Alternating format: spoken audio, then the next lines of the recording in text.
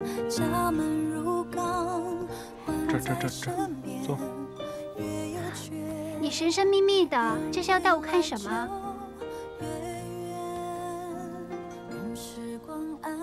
哇，这么可爱，这些都是你画的？这是你5岁那年爬到我门口那棵树上偷枣吃。谁说我是偷啦？我这是光明正大的摘。啊，行，光明正大。哎，你瞧瞧你，端坐在这儿偷看我看书呢。你看看我画的，我画的是你偷看我。这就是你说的无价之宝，这不就是你随便画的一幅画吗？啊，你看不出来什么是无价之宝啊？看不出来。这画上的人是无价之宝。油嘴滑舌。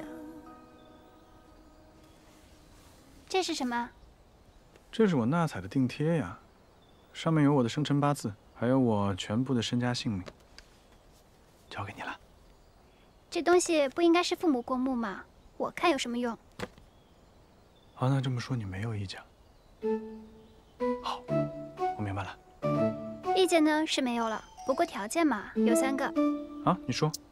第一个，没有夫唱妇随，也没有什么男主外女主内，在家里所有的事情通通听我的。第二，不许逛花楼喝花酒，更不许纳3妻4妾，只许喜欢我罗一宁一个人。你别往我屋里塞人就行。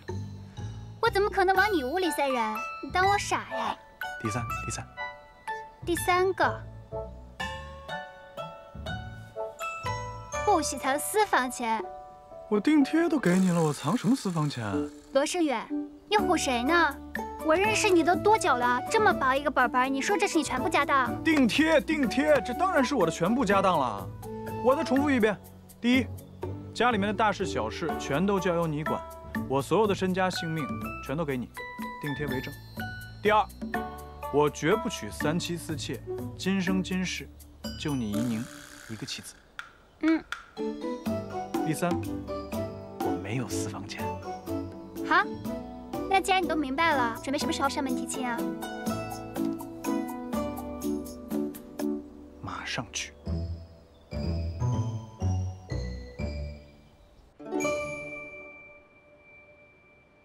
国公，沈源，我正要去找你呢。这汪远可招供了？只招了些虾兵蟹将。这老贼还在做垂死挣扎。他这是心存侥幸，还指望着陆家学能救他呢。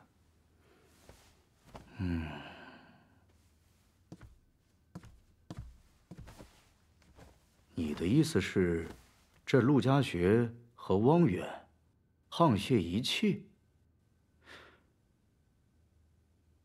不太可能。陆家学是带兵打仗之人，军功上位，应该不会有通敌的能力。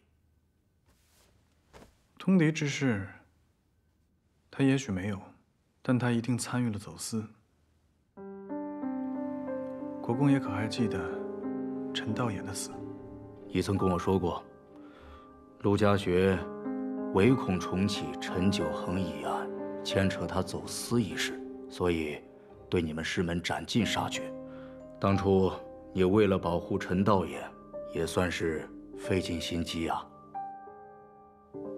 可敌不过奸人，目无王法，心狠手辣。可惜，这陆家学借杨凌之名，毁了汪远的走私船，所有证据都没喽。以汪远的为人，不可能不留后手。后手？你的意思是，如果真有这后手的话，你是想让他交出和陆家学狼狈为奸的证据，扳倒陆家学？这就要看汪远够不够聪明了。哼，有意思。哎，你今天找我来，所谓何事？哦，晚辈是想求娶怡宁。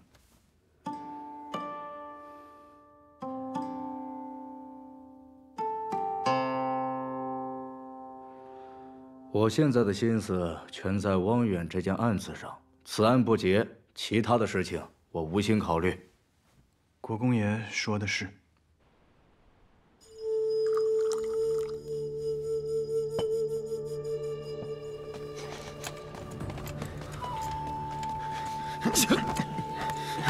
行了。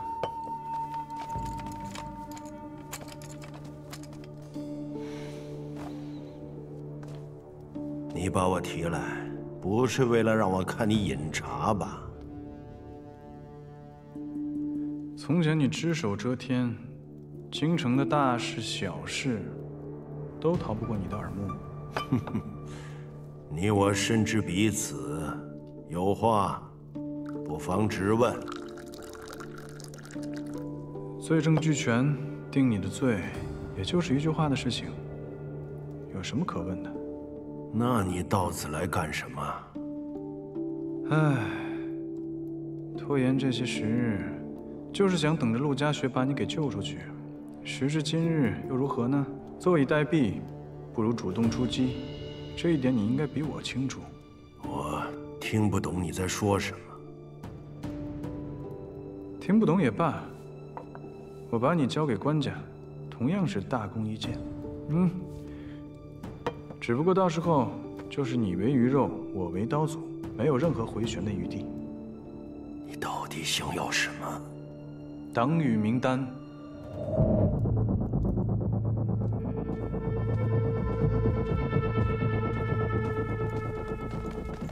站住！为什么要抓我？走！我要面见官家！我要面见官家！来，喝。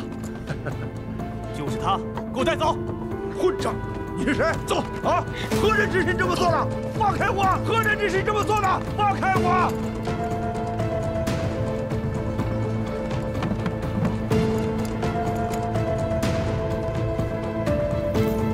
就是他，带走！你是何人？放开我！放开我！谁给你的胆子？放开我！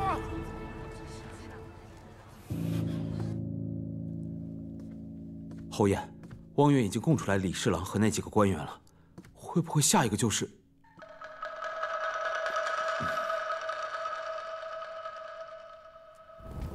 放开我！放开我！你们凭什么抓我呀？老师，你们这是要干什么？你们干什么？快放开我！放开我！你们为什么要抓我？放开我！陆家学呀，陆家学，你也该坐不住了吧？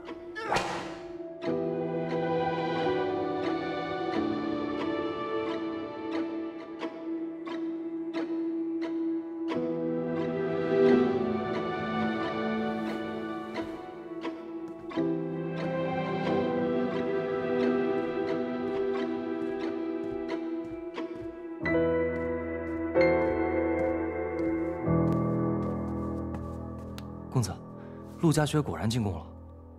他被我们逼到了绝境，此时进宫就是想断臂求生。您是说他去官家面前检举汪远，以求自保？那官家会相信他吗？经营这么多年，肯定留有后手，不会这么轻易就被拉下水的。哦，对了，公子，听闻英国公也被召进了宫。什么时候？就在陆家学进宫后不久。公子，陆家学检举汪远。那为何官家还要召见英国公啊？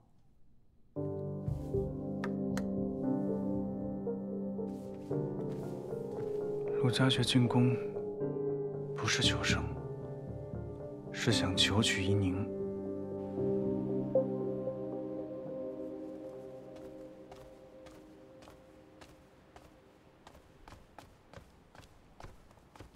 英国公留步。陆侯，有何指教？哦，对了，忘了恭喜陆侯了，检举汪远，立下奇功一件。但是老夫万万没有想到，陆侯和汪远还有这层关系。失敬啊！此事我已向官家解释过了，走私之事是汪远想拉我入伙，未得他的信任，我假意合谋，为的就是将参与走私的官员尽数查明。况且我已将汪远的走私盈利尽数上交国库，难道国公爷还不信任我吗？事已至此，我信不信任重要吗？啊？看来国公爷对我还是有些误会，所以方才官家赐婚于我，才会阻拦。我不明白，名门贵女那么多，为什么陆侯偏偏看上我家怡宁啊？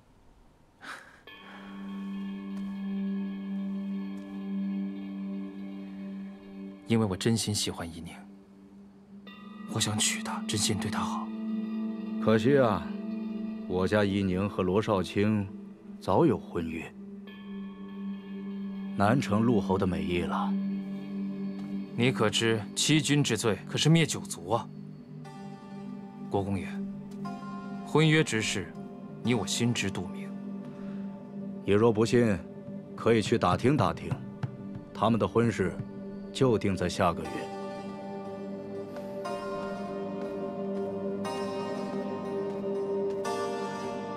国公爷，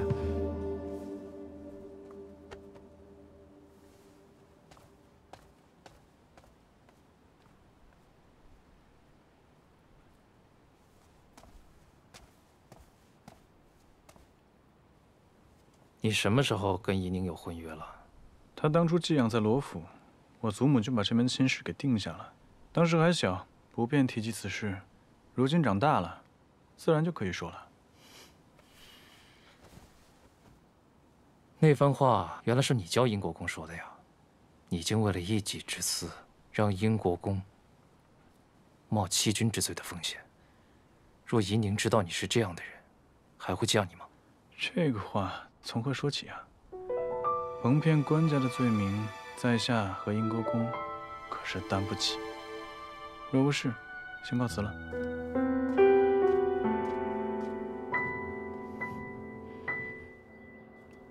怡宁，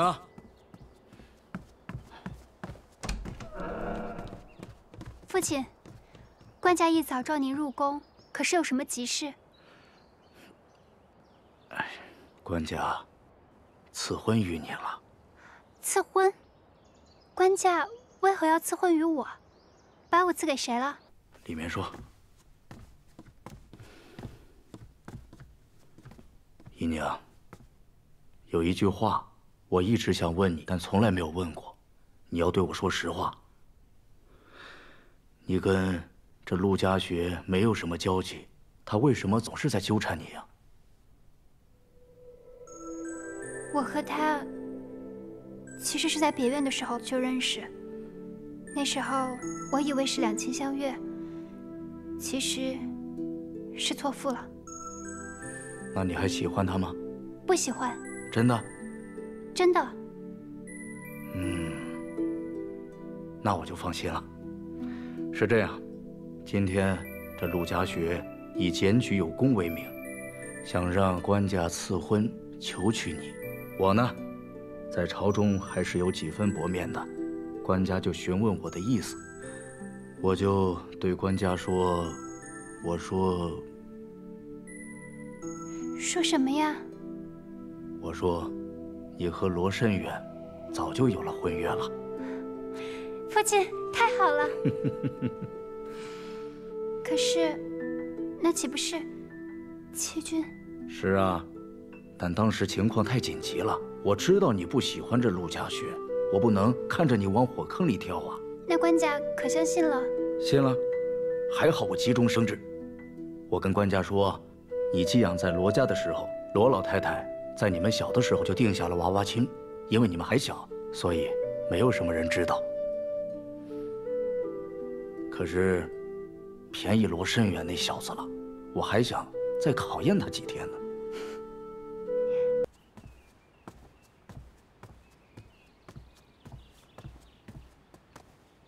三哥，你怎么在这儿啊？我在这等你啊。你是因为今日赐婚之事，所以在这等我吧？今日父亲说我们早就有婚约，这话是你教他的吧？国公爷说的那番话确实是我教的。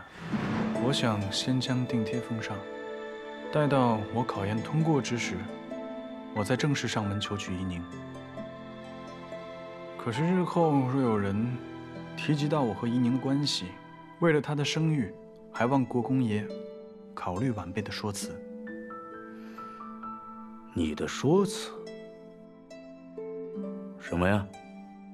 怡宁当初寄养在罗府的时候，我祖母便许下了我和她的婚事，但她年纪尚小，所以一直未提及此事。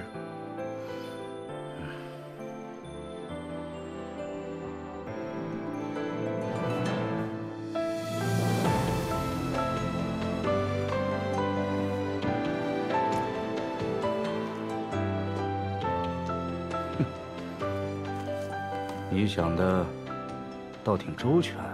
和怡宁有关的事情，想多一些还是好的。但是我可不是为了让她欺骗官家，而是为了让你日后免遭人非议。那你可曾想过，若是官家给我父亲一个欺君之罪，该如何？祖母那边我都禀告过了，家里面也都交代好了，不会有人透露的。即使是陆家学告到了官家那儿，也治不了国公爷的罪。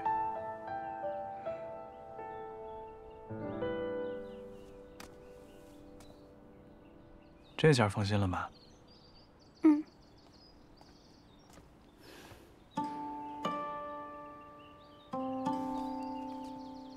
父亲。爷。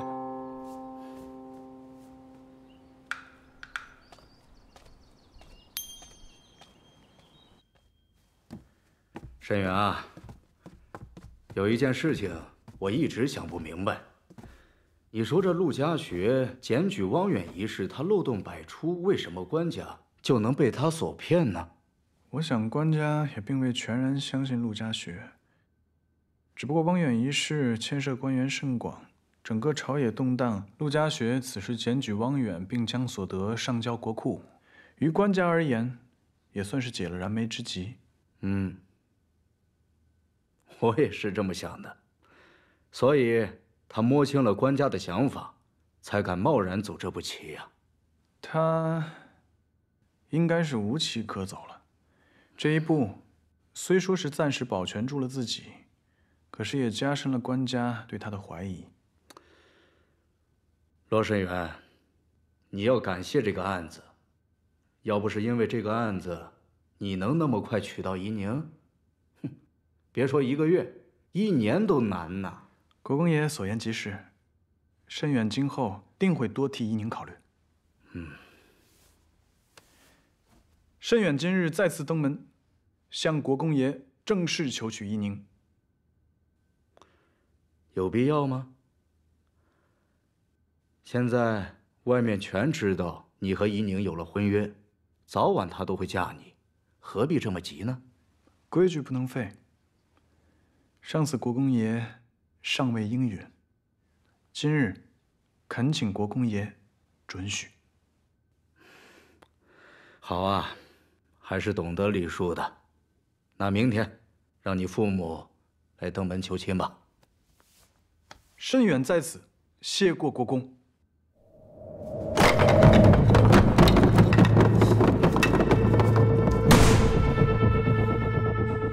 我费尽心机，到头来竟为他做了嫁衣。此事已成定局了，咱们还是放下吧。你说定局？当年我军功被夺，险些被陷害致残，若我是认命的人，早已不知埋骨何处，哪会有如今的安北侯府啊！今时今日的我，早已不是当年的陆家学，更不会认命。可现在很难再有转圜余地，我们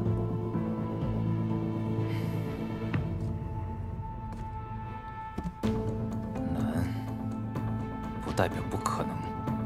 我所做的每一件事情，得到的每一样东西，何曾容易过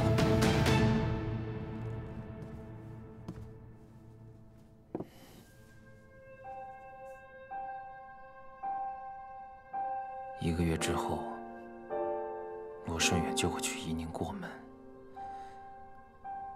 我绝不能让他称心如意。